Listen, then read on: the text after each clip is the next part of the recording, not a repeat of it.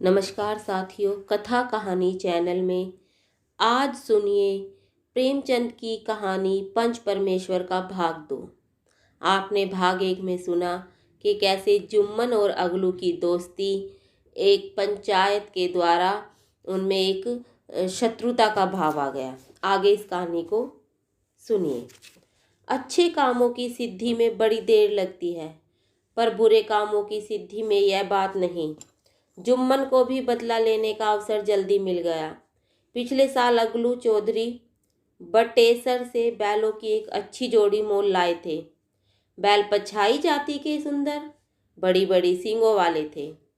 महीनों तक आसपास के गांव के लोग उनके दर्शन करते रहे।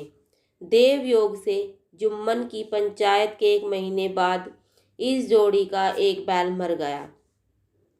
जुम्मन ने दोस्त से कहा, यह दगाबाजी की सजा है। इंसान सब्र भले ही कर जाए, पर खुदा नेक बद पर सब देखता है। अगलू को संदेह हुआ कि जुम्मन ने बैल को विष दिला दिया है। चौधराहीन ने जुम्मन पर ही इस दुर्घटना का दोषारोपण किया। उसने कहा, जुम्मन ने कुछ करा दिया है। चौधराहीन और करीमन में इस विषय पर एक दिन खूब ही वाद विवाद हुआ। दोनों देवियों ने शब्द मालाओं की एक नदी बहा दी। व्यंग, वक्रोक्ति, अन्योक्ति आदि उपमा आदि अलंकारों में बात हुई। जुम्मन ने किसी तरह शांति स्थापित की। उसने अपनी पत्नी को डांट डपट कर समझा दिया। वे उसे उस रणभूमि से भी हटा ले गए। उधर अगलू चौधरी ने समझाने बुझाने का काम अपने तर्कपूर्ण सोटे से लिया। अब अकेला बैल किस काम का। उसका जोड़ा बहुत ढूंढा गया, पर न मिला। निदान यह सलाह ठहरी कि इसे बेच डालना चाहिए। गांव में एक समझू साहू थे।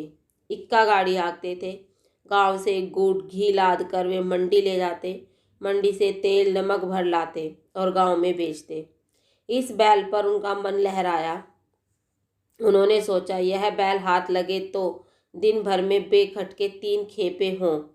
आजकल तो एक ही खेप के लाले पड़े रहते हैं। बैल देखा, गाड़ी में दौड़ाया, बाल भोरी की पहचान कराई, मोल तोल किया और उसे लाकर द्वार पर बांध ही दिया।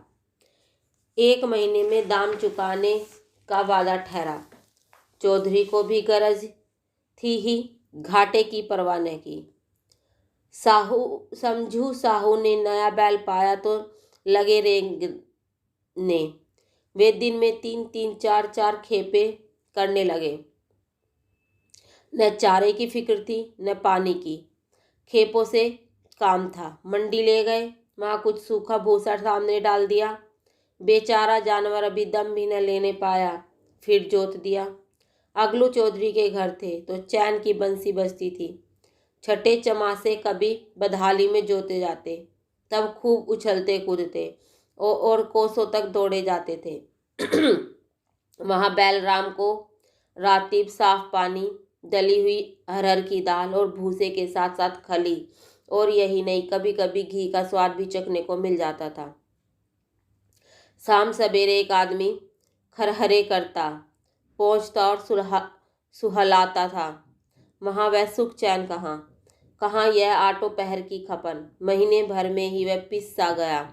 इक्के का जुआ देखते ही उसका लहू सूख जाता था, हड्डियां निकल आई थी, पर था वह पानीदार, मार भी सहन थी। एक दिन चौथी खैफ में साहू जी ने दूना बोझ लादा। दिन भर का थका जानवर, पैर न उठते थे। उस पर साहू जी कोड़े फटकारने लगे। बस फिर क्या था, बैल कलेजा तोड़कर चला। वह कुछ दूर दौड़ा और फिर बस चाहा कि जरा दम ले लूं, पर साहू जी को जल्द घर पहुंचने की फिक्र थी। अतएव उन्होंने कई बड़े कोड़े बड़ी निर्दयता से फटकारे। बैल ने एक बार फिर जोर लगाया, पर अब की बार शक्ति ने जवाब दे दिया। वह धरती पर गिर पड़ा और ऐसा गिरा कि फिर न उठा। साहू जी ने बहुत पीटा, टांग पकड़कर खींचा, नथुनों में लकड़ी ठूस दी, पर कहीं मृतक भी उठ सकता है। तब साहू जी को कुछ शंका हुई। उन्होंने बैल को गौर से देखा, खोलकर अलग कर दिया और सोचने लगा कि गाड़ी कैसे घर पहुंचे। वे बहुत चीखे चिल्लाए, पर देहात का रास्ता बच्चों की आंखों की तरह सांझ होते ही बंद हो जाता है। कोई नजर न आया, आसपास कोई गांव भी न था। मारे क्रोध के उन्होंने मरे हुए बैल और दुर्रे गाय को कोसने लगे। अभागे, तुझे मरना ही था तो घर पहुंचकर मरता। ससुरा बीच रास्ते में ही मर गया, अब गाड़ी कौन खींचे। इस तरह साहू जी खूब जले बुने। कई बोरे गुड़ और कई पीपे घी उन्होंने बेचा था। 200-250 रुपये कमर में बंधे थे। इसके सिवाय गाड़ी पर कई बोरे नमक था, अतएव छोड़कर भी न जा सकते थे। लाचार बेचारे गाड़ी पर ही लेट गए। वही रत जगह करने की ठान ली। चिलम पी गया, फिर हुक्का पिया। इस तरह साहू जी आधी रात तक नींद को बहलाते रहे। अपनी जान में तो वे जागते ही रहे, पर पो फटते ही जो नींद टूटी और कमर पर हाथ रखा तो थैली गायब। घबरा कर इधर उधर देखा तो कई कनस्तर तेल भी नारद। अफसोस में बेचारा सिर्फ पीटने लगा और पछाड़ खाने लगा। प्रातःकाल रोते बिलखते घर पहुंचा। सहु आइन ने अब यह बुरी सुनावनी सुनी, तब पहले रोई, फिर अगलू चौधरी को गालियां देने लगी। निगोड़े ने ऐसा कुलच्छना बैल दिया कि जन्म भर की कमाई लुट गई। इस घटना को हुए कई वर्ष बीत गए। अगलू जब अपने बैल के दाम मांगते तब साहू जी और साहूकारनी दोनों ही झल्लाए कुत्ते की तरह चढ़ बैठते और अंड बंड बकने लगते। वाह, यहाँ तो सारे जन्म की कमाई लुट गई, सत्यानाश हो गया, इन्हें दामों की पड़ी है। मुर्दा बैल दिया था, उस पर दाम मांगने चले हैं। आंखों में धूल झोंक दी। सत्यानाशी बैल दे दिया, हमें निरा पोंगा ही समझ लिया। हम भी बनिए के बच्चे हैं, ऐसे बुद्धू कहीं और होंगे। पहले जाकर मुंह धो आओ, तब नाम लेना। जी न मानता हो तो हमारा बैल खोल ले जाओ, महीना भर के बदले 2 महीना जोत लाओ, रुपया क्या लोगे। चौधरी की अशुभ चिंतकों की कमी न थी। ऐसे अवसरों पर वे भी एकत्रित हो जाते और साहू जी के बर्राने की पुष्टि करते। इस तरह फटकारे सुनकर बेचारे चौधरी अपना सा मुँह लेकर लौट आते, परंतु 150 रुपये इस तरह हाथ धो लेना आसान न था। एक बार वे भी गर्म पड़े। साहू जी बिगड़ कर लाठी ढूंढने घर चले गए। अब साहूकारनी जी मैदान में आ गई। प्रश्नोत्तर होते होते हाथापाई की नौबत आ पहुंची। साहूकारनी ने घर में घुसकर किवाड़ बंद कर लिए। शोरगुल सुनकर गांव के भले मानुस जमा हो गए। उन्होंने दोनों को समझाया, साहू जी को दिलासा देकर घर से निकाला। वे परामर्श देने लगे कि इस तरह सिर फुटबॉलों से काम न चलेगा, पंचायत करा लो, जो कुछ तय हो जाए उसे स्वीकार कर लो। साहू जी राजी हो गए। अगलू ने भी हामी भर दी। पंचायत की तैयारियां होने लगी। दोनों पक्षों ने अपने अपने दल बनाने शुरू किए। इसके बाद तीसरे दिन उसी वृक्ष के नीचे पंचायत बैठी। वही संध्या का समय था।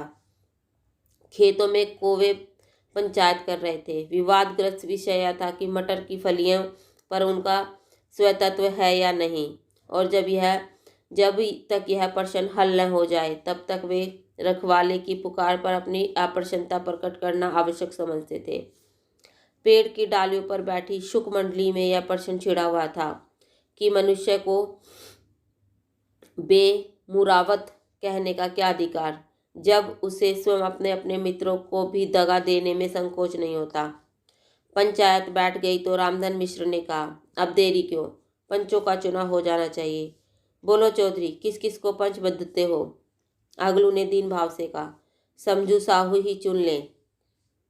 समझू खड़े हुए और कड़क कर बोले, मेरी ओर से जुम्मन शेख। जुम्मन का नाम सुनते ही अगलू चौधरी का कलेजा धक धक करने लगा, मानो किसी ने अचानक थप्पड़ मार दिया हो। रामधन अगलू के मित्र थे। वे बात को ताड़ गए। पूछा, क्यों चौधरी, तुम्हें कोई उज्र तो नहीं। चौधरी ने निराश होकर कहा, नहीं, मुझे क्या उज्र होगा। अपने दायित्व का ज्ञान बहुत मारे संकुचित व्यवहारों का सुधारक होता है। जब हम राह भूल कर भटकने लगते हैं तब यह ज्ञान हमारा विश्वसनीय पथ प्रदर्शक बन जाता है। पत्र संपादक अपनी शांति कुटीर में बैठा हुआ इतनी दृष्टता और स्वतंत्रता के साथ अपनी प्रबल लेखनी से मंत्रिमंडल पर आक्रमण करता है। परंतु ऐसे अवसर भी आते हैं जब वह स्वयं मंत्रिमंडल में सम्मिलित होता है। मंडल के भवन में पग धरते ही उसकी लेखनी कितनी मर्मज्ञ, कितनी विचारशील और कितनी न्यायपूर्ण हो जाती है। इसका कारण उत्तरदायित्व का ज्ञान है। नवयुवक युवावस्था में कितना उद्दंड रहता है। माता पिता उसकी ओर से कितने चिंतित रहते हैं।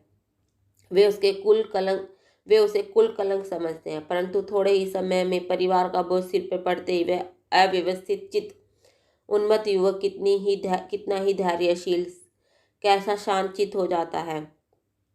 यह भी उत्तरदायित्व के ज्ञान का फल है। जुम्मन शेख के मन में भी सरपंच का उच्च स्थान ग्रहण करते ही अपनी जिम्मेदारी का भय पैदा हुआ। उसने सोचा, मैं इस वक्त न्याय और धर्म के सर्वोच्च आसन पर बैठा हूँ। मेरे मुंह से इस समय जो भी कुछ निकलेगा वह देववाणी के सदृश है, और देववाणी में मेरे मनोविकारों का कदापि समावेश न होना चाहिए। मुझे सत्य से जो भर टलना उचित नहीं। पंचों ने दोनों पक्षों से सवाल जवाब शुरू किए।